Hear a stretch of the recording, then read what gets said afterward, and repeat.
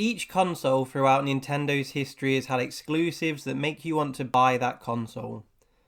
Final Fantasy on the SNES, Super Mario, GoldenEye, Perfect Dark on the N64, Super Mario Sunshine, Double Dash, Metroid Prime on the GameCube, the list goes on.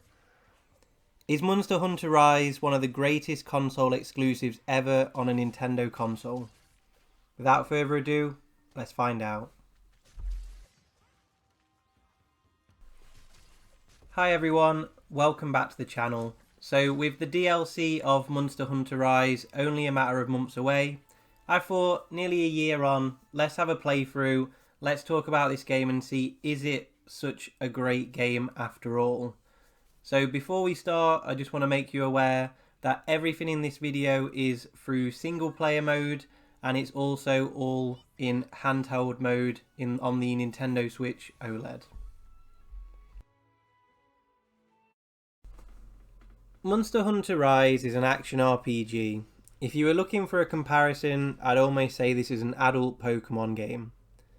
The story goes, after being promoted to a hunter, 50 years on from a previous rampage, you're informed that a large monster has returned and another rampage is imminent. Taking on various tasks to build up your team's strengths, your final task is to end the rampage altogether.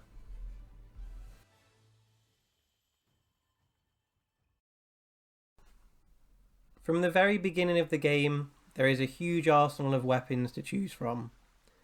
Hundreds of outfit combinations to unlock by looting various monsters throughout the game. You have two companions as you play through the quest as well. Palamutes are your dog-like companion. They are used in battle as well as having the ability to ride them. You don't have to dismount them to collect items and loot, and you're also able to continue moving whilst using antidotes and potions.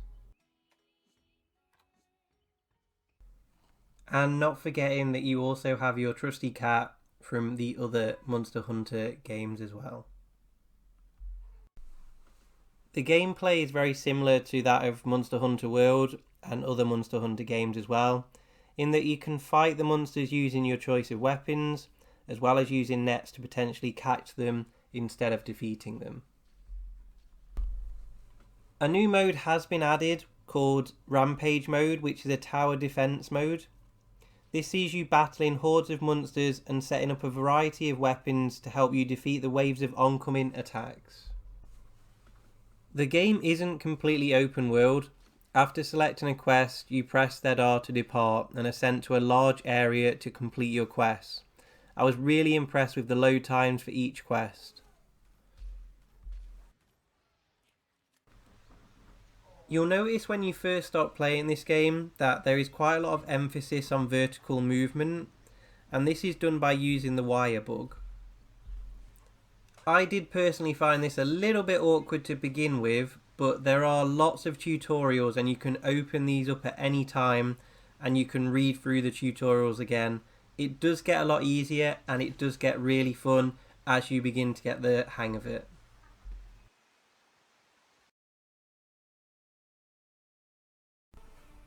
To say just how much is in this game, how much content, how many hours you can play this game for, I've got to say visually this is very, very impressive and possibly one of the best looking games on the Nintendo Switch. The game maintains almost 30 FPS at all times with a very, very rare small drop. Playing through, particularly in handheld mode, I found the detail of all the creatures absolutely incredible. I had preempted a large amount of pop-in because of the speed of how you're travelling and how big the levels were, but this was kept at a minimum. I particularly enjoyed the detail of the lava pouring into the water and the shadow it created. I thought this was really impressive.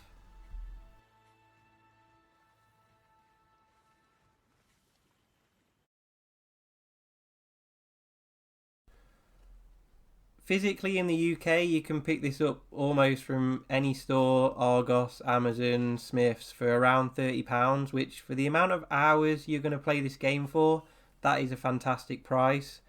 The eShop, it's still up at $49.99. I don't think that's had a price drop yet. A little bit expensive, but still getting a lot of hours for this game.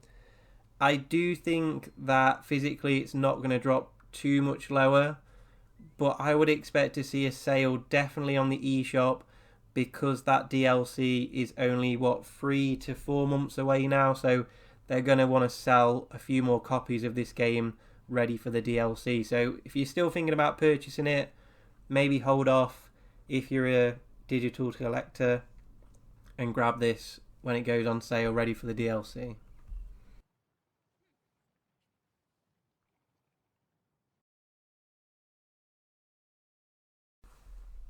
Just my final few thoughts, really. And to be honest, this is almost a flawless game. Playing through it, it's been very, very difficult to find any bad things about this game.